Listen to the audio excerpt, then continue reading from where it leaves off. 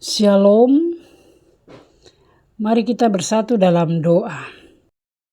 Bapa di surga, Bapa dalam nama Yesus kami ucap syukur, terima kasih. Tiba saatnya kami hendak membaca kebenaran firman Tuhan, urapi kami dengan kuasa Roh Kudus, suci kuduskan tubuh jiwa roh kami. Hati kami menjadi lahan yang subur, benih firman ditaburkan, benih akan bertumbuh, berakar, berbuah, berlimpah-limpah. Dalam nama Tuhan Yesus firman yang hidup kami berdoa. Amin. Pembacaan firman Tuhan dari Injil Matius pasal 9 ayat 32 sampai 34. Seorang bisu disembuhkan. Sedang kedua orang buta itu keluar, dibawalah kepada Yesus seorang bisu yang kerasukan setan. Dan setelah setan itu diusir, dapatlah orang bisu itu berkata-kata. Maka heranlah orang banyak, katanya, yang demikian belum pernah dilihat orang di Israel. Tetapi orang Farisi berkata, dengan kuasa penghulu setan ia mengusir setan. Saudara yang terkasih di dalam Tuhan Yesus Kristus, tema dari renungan pada saat ini membuka mulut yang bisu menghadapi hati yang tertutup. Teks ini menceritakan tentang penyembuhan seorang bisu yang kerasukan setan. Hanya dalam 3 ayat, kita melihat sebuah drama rohani yang sangat dalam tentang bagaimana orang merespon kuasa Tuhan. Yang pertama, kuasa yang membebaskan, ayat 32 sampai 33a. Begitu Yesus mengusir setan itu, orang bisu itu pun dapat berbicara. Bayangkan kelegaan orang tersebut. Selama bertahun-tahun ia terbelenggu, suaranya dirampas oleh kuasa gelap. Di sini kita belajar bahwa Yesus tidak hanya peduli pada masalah fisik, tetapi juga akar spiritualnya. Seringkali kebisuan kita bukan karena masalah pita suara, melainkan karena beban dosa, ketakutan atau luka batin yang membuat kita sulit memuji Tuhan.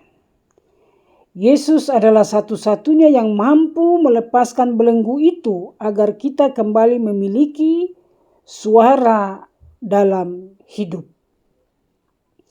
Yang kedua, kekaguman yang jujur, ayat 33b. Hal semacam itu belum pernah dilihat orang di Israel. Orang banyak itu melihat dengan jujur, mereka mengakui ada sesuatu yang luar biasa terjadi. Ini adalah respon hati yang terbuka. Mereka membiarkan diri mereka dibuat takjub oleh pekerjaan Tuhan. Apakah kita masih bisa takjub dengan kebaikan Tuhan setiap pagi? Atau kita sudah terlalu biasa dengan mujizat sehari-hari? Yang ketiga, racun iri hati, ayat 34. Tetapi orang Farisi berkata, dengan kuasa penghulu setan ia mengusir setan. Ini bagian yang paling ironis. Di tengah sorak-sorai kesembuhan ada sekelompok orang yang justru melemparkan fitnah. Mengapa? Karena hati mereka sudah penuh dengan kebencian dan kesombongan. Orang banyak melihat kesembuhan, orang Farisi melihat ancaman. Orang banyak melihat belas kasih, orang Farisi melihat pelanggaran aturan.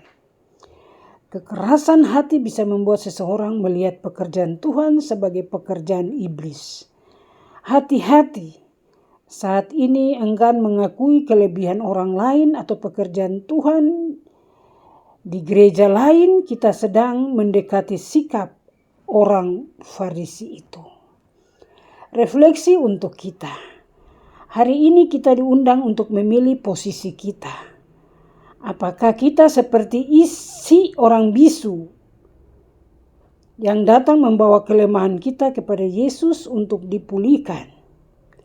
Apakah kita seperti orang yang mau mengakui kuasa Tuhan dengan rendah hati? Atau jangan-jangan kita seperti orang Farisi yang saking pintarnya beragama sampai tidak bisa melihat kasih Tuhan karena hati kita penuh prasangka. Pesan utama, jangan biarkan prasangka menutup mata Anda terhadap mujizat yang sedang Tuhan kerjakan tepat di depan mata Anda. Tuhan memberkati firman-Nya. Amin. Mari kita berdoa. Bapa di surga, Tuhan Yesus Roh Kudus, kami ucap syukur, terima kasih. Kami sudah mendengar kebenaran firman Tuhan yang begitu indah. Berkati firman ini dalam hidup kami agar terus bertumbuh, berakar, berbuah, berlimpah-limpah. Dalam nama Tuhan Yesus firman yang hidup kami berdoa. Amin.